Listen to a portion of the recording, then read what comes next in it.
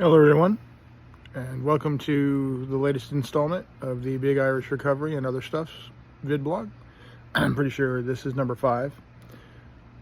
In a different place today, we're over at the original house where I underwent the initial treatment before I moved into the sobriety house. I still need to start putting notes together and things like that so that I can really get into the all the stuff that's in my notebook, in my journal. However, today I want to talk about something very important. The reason I'm staying, even with some of the troubles that I've had, is that I am learning very important stuff. By the way, I'm out next to the pool, and there's a lot of people out here enjoying the sun and everything. So if you hear some ambient noise, that's why. I didn't do my normal hair thing where I've started putting product stuff in. That's why I'm wearing the hat today. Blah, blah, blah. Anyway, the reason I'm staying is because I keep experiencing these epiphanies, these very powerful moments within groups and stuff that are really helping me a lot.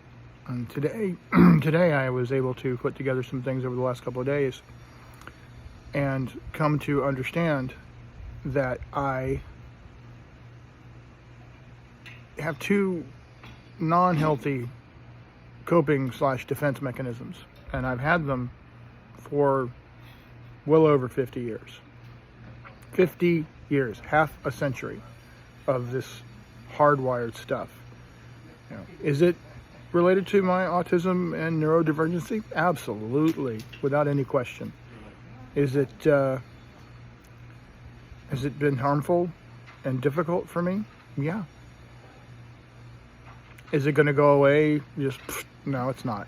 But I can make the decision to actively work on it. So what I'm doing is I'm identifying the two defense mechanisms that I have been using. One of which is to shut down and go into, quiet, obviously disrupted mode. I mean, it's not hidden, right? It's not subtle. People can tell. Suddenly Sean's not speaking. Sean is looking down. Sean's rubbing his hands on his jeans. He's a mess. So anyway, there's that. And then there's the other one I do, and I was really, really bad about it, and I've gotten bad about it again, and that is to react very emotionally, to internalize everything that's going on, and try to change it through what is unintentionally, but nonetheless is manipulative conversation. I make emotional appeals to try to get other people to understand where I am, while at the same time expressing that I do want to understand where they are, and I'm hoping for some sort of a compromise, but it doesn't come off right, because again, my social cues, my way of communicating does not really work with a lot of people in sobriety community.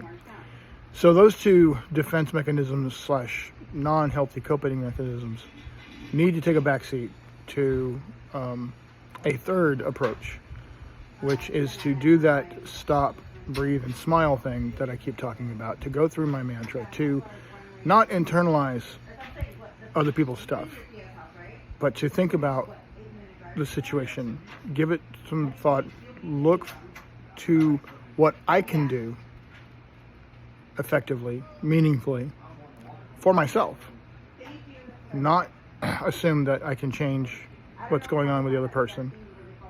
If I realize that I have overstepped, I can make amends, and they can choose to accept those or not.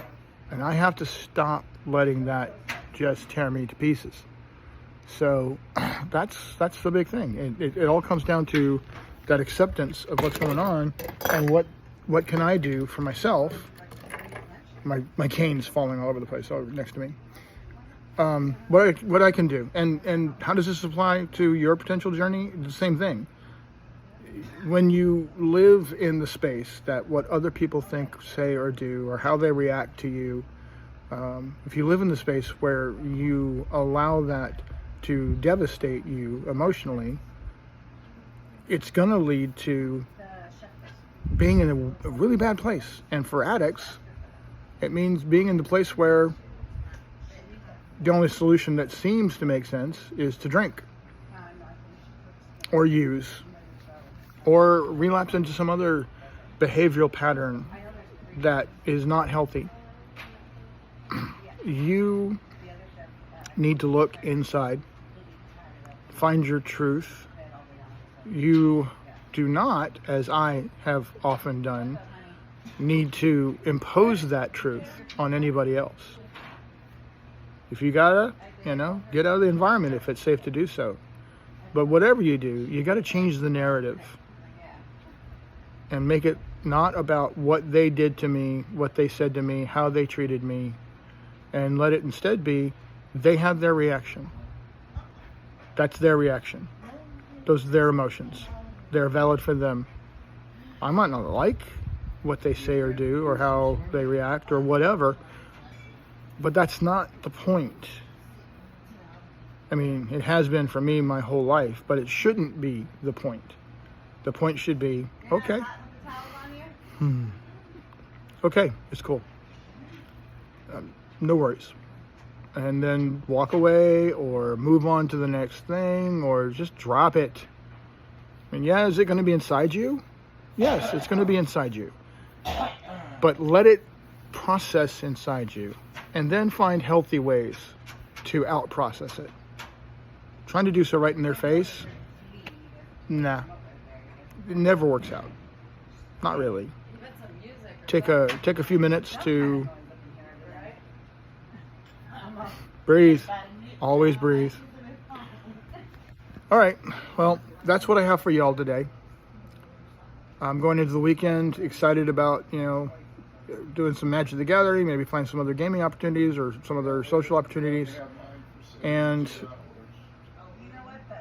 just being happy in myself. Peace, love, out, and namaste.